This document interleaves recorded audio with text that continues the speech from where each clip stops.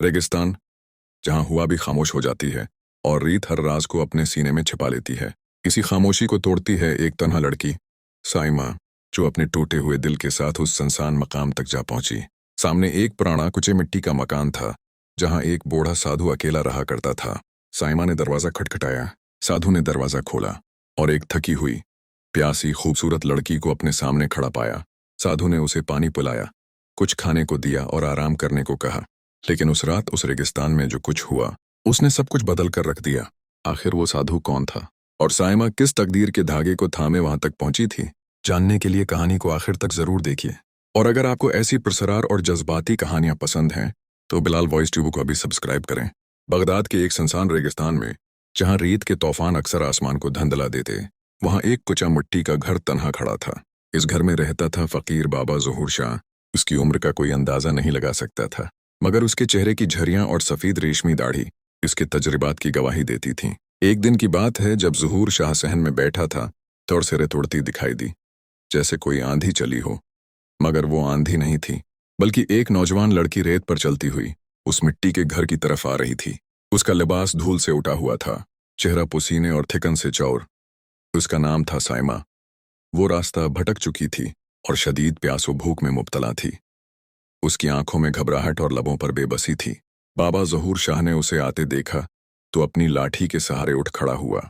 उसने साइमा को अंदर बुलाया और एक मिट्टी का प्याला लबालिब ठंडे पानी से भरकर उसे थमाया। साइमा ने वो पानी ऐसे पिया जैसे सदियों बाद किसी प्यासे को आबे हयात मिला हो। उसके चेहरे पर कुछ सुकून आया और वो मिट्टी के फर्श पर बैठ गई। बाबा ने उससे कोई सवाल नहीं किया, बस उसकी हालत को समझा और चुपचाप एक रोटी और खजूरें उसके आगे रख दें। जब साइमा ने कुछ खा लिया और खुद को संभाला तो उसने धीरे से कहा, बाबा जी, मैं बगदाद से आई हूँ। मेरे वालिदैन का इंतकाल हो चुका है और मैं अपने रिश्तेदारों के जुल्म से बचकर भाग आई हूँ। बाबा ने उसकी आंखों में आंखें डालकर देखा। वहां खौफ था, दर्द था और कोई उनकही कहानी छिपी थी। बेटी, ये जगह तेरे जैसे ही टूटे हुए लोगों की पनाहगाह है, बाबा ने नरम लहजे में कहा। साइमा अगले कुछ दिन वहीं रही। दिन भर बाबा के साथ सहन की सफाई करती, चूल्हे पर हांडी चढ़ाती और शाम को बाबा के पास बैठकर उसके सुनहरे किस्से सुनती। वो किस्से जो बादशाहों के जवाल, दरवीशों के कमाल और इश्क के उरूज से भरे होते। साइमा को लगने लगा कि वो किसी महफूज दुनिया में आ गई है, जहां ना कोई गरज है न फरेब। बाबा की आंखों में उसे एक बाप नजर आने लगा जो उसकी हिफाजत कर रहा है। एक रात जब आसमान पर चांद मध्यम हो चुका था और रेत पर खामोशी छा गई थी, साइमा ने बाबा से पूछा, आप यहाँ अकेले क्यों रहते हैं? आपके अपने नहीं हैं? बाबा ने कुछ लम्हे खामोशी इख्तियार की, फिर आहिस्ता से कहा, तकदीर कुछ लोगों को तन्हा नहीं छोड़ती, वो उन्हें तन्हा चुन लेती है। मेरे अपने भी थे, लेकिन फिर दुनिया की आजमाइशें और बंदों की साजिशें मुझे यहाँ ले आएं। साइमा ने पहली बार बाबा की आंखों में नमी देखी। एक चुप सी बात जो बरसों से बंद थी, इस लम्हे हुआ में तहलील हो गई। अगली सुबह साइमा ने कुचे सहन में झाड़ू लगाते हुए एक पुरानी संदूकची देखी जो आधी रेत में दबी हुई थी। उसने बाबा से पूछा, ये क्या है? बाबा ने मुस्कुराकर कहा, उसे मत छेड़ना, ये पुरानी यादों की कब्र है। लेकिन साइमा का दिल बेचैन हो गया, जैसे उस संदूक में कोई राज छिपा हो जो उसकी जिंदगी से जुड़ा हो। इस रात साइमा ने ख्वाब में एक लड़की को उसी संदूक से कोई किताब निकालते देखा और वो लड़की खुद उसी की तरह दिखती थी। अगले दिन बाबा किसी खानकाही रस्म में शरकत के लिए करीबी गांव चला गया। साइमा तन्हा थी, दिल में तजस्सुस ने जगह ली। उसने धीरे से संदूक को खोला। अंदर एक पुरानी चादर में लिपटी एक किताब थी और एक तस्बीह। किताब की जल्द पर सुनहरी अल्फाज लिखे थे, नूरे इश्क की कहानी। साइमा ने जब वो किताब खोली तो इसमें बाबा के हाथों से लिखी हुई दास्तानें थीं। हर सफ़े पर मोहब्बत, तन्हाई और फिराक की धड़कनें थीं। एक जगह लिखा था, मैंने उसको चाहा जो सिर्फ ख्वाबों में आती थी, और जब वो हकीकत बनी दुनिया ने हमें अलग कर दिया। साइमा को समझ नहीं आया कि ये बाबा की जवानी का इश्क था या कोई रूहानी तजर्बा, मगर एक बात साफ थी, इस मर्द फ़कीर के सीने में भी एक टूटा दिल धड़कता था। जब बाबा वापस आया तो उसने फौरन महसूस कर लिया कि साइमा ने संदूक खोला है, मगर उसने नाराज़गी का इजहार नहीं किया। बस खामोश होकर बैठ गया और बोला, पढ़ लिया तुमने मेरा सच? साइमा ने धीरे से सिर हिलाया। तो अब जान लो, जो सब्र करता है वही इश्क को पाता है। उसी रात रेत पर एक अजीब रोशनी चमकी। साइमा बाहर निकली तो दौर एक नूरानी वजूद खड़ा था। उसने करीब जाकर देखा तो वो एक औरत थी, सफ़ेद लिबास में, आंखों में चमक, चेहरे पर नरमी। वो बोली, साइमा, तुम इस घर में सिर्फ पनाह लेने नहीं आई, तुम्हारे मकदर में कुछ और लिखा है। तुम्हारी रूह इस खाक से जड़ी है। साइमा घबरा गई, मगर वो औरत गायब हो गई जैसे कभी आई ही ना हो। वो रात उसके लिए एक सवाल बन गई। वो कौन थी और साइमा का इस फकीर बाबा से क्या रिश्ता है? अगली सुबह साइमा ने बाबा से उस ख्वाब का जिक्र किया। बाबा चंद लम्हे खामोश रहा, फिर कहने लगा, ये औरत तुम्हारे नसीब का हिस्सा है साइमा। वो कोई आम हस्ती नहीं, वो मेरी बीवी थी जिसे मैंने इश्क में खो दिया। साइमा हैरान रह गई। तो क्या वो मर चुकी हैं?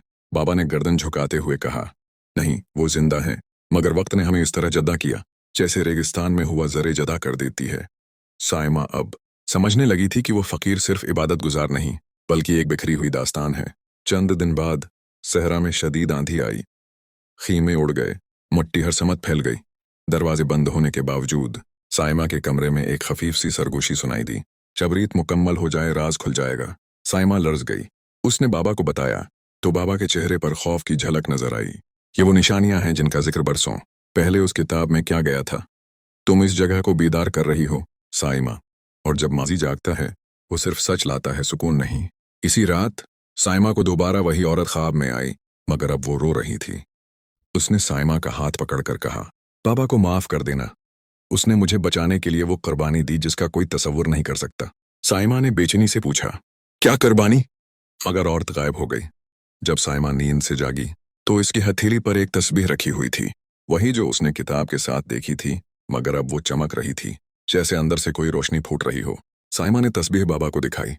बाबा ने उसे गौर से देखा, फिर अपने माथे से लगा ली। ये तस्बीह उस दिन मेरे हाथ से छूट गई थी जिस दिन मैंने अपनी बीवी को आखिरी बार देखा था। साइमा ने धीरे से पूछा, क्या वो जिंदा है? क्या आप उसे ढूंढना चाहते हैं? बाबा ने एक लंबी सांस ली। मैंने उसे कभी खोया ही नहीं साइमा, उसका वजूद आज भी मेरे हर सजदे में है। बाबा की आंखें अब नम थीं, मगर दिल में सुकून नजर आने लगा। अब साइमा के दिल में एक नया इरादा जन्म लेने लगा। वो फकीर बाबा की बछड़ी मोहब्बत को वापस लाएगी। वो जान गई थी कि वो औरत सिर्फ ख्वाब नहीं, एक सच थी, और ये रेगिस्तान सिर्फ रेत का समंदर नहीं, एक दास्तान की जिंदा कब्र है। साइमा ने फैसला किया कि वो उस किताब के बाकी सफ़हात पढ़ेगी। शायद वही किसी राज, किसी पते या किसी दुआ की तरफ इशारा करें, क्योंकि अब ये सिर्फ बाबा की कहानी नहीं रही थी, ये उसकी अपनी तकदीर बन चुकी थी। साइमा ने बाबा की इजाज़त से वो पुरानी किताब दोबारा खोली। सफ़े पर एक पुराना नक्शा नजर आया, एक खोया हुआ गांव जो अब मिट्टी के नीचे दब चुका था। उसके नीचे एक अजीब सी इबारत लिखी थी, जिसे वक्त ने छिपाया उसे सिर्फ सच्चाई तलाश सकती है। साइमा ने तय किया कि वो उस जगह जाएगी। बाबा ने मना किया, वहां जाना खतरे से खाली नहीं, वो इलाका वीरान भी है और ममनुआ भी। मगर साइमा ने कहा, जिस दुख को आपने बरसों छिपाया, उसे ख़त्म करने का वक्त आ चुका है। 2 दिन के सफ़र के बाद साइमा उस मकाम तक पहुंची जहां रेत तेज हवाओं से मुसलसल बदल रही थी।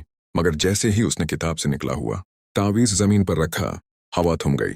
ज़मीन हल्की सी कपक पाई और मिट्टी के नीचे से एक लकड़ी का दरवाज़ा ज़ाहिर हुआ। दरवाज़ा खुला और नीचे सीढ़ियां जा रही थीं, जैसे वक्त के अंदर सफ़र शुरू हो गया हो। नीचे एक ठंडी और खामोश सुरंग थी। दीवारों पर पुरानी दुआओं के कलमात लिखे थे और आखिर में एक कमरा जिसमें वही औरत बैठी थी जो साइमा को ख्वाब में नजर आती थी। मगर वो जिंदा थी, सांस लेती हुई, बिल्कुल वैसी ही जैसे वक्त उस पर असर ही ना कर सका हो। औरत ने साइमा की तरफ देखा, मुस्कुराई और बोली, आखिरकार तुम आ गई बेटी। साइमा की आंखों से आंसू बहने लगे।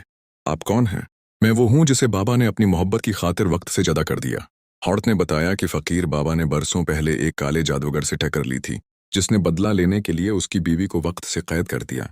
सिर्फ एक पाक दिल लड़की ही उसे आज़ाद कर सकती थी, जो बाबा से बेगरज मोहब्बत करे और रेगिस्तान की खामोशी सुन सके, और साइमा वही थी। औरत ने साइमा का हाथ पकड़ा, अब मेरा वक्त आज़ाद होने का है और तुम्हारा वक्त रोशनी बनने का।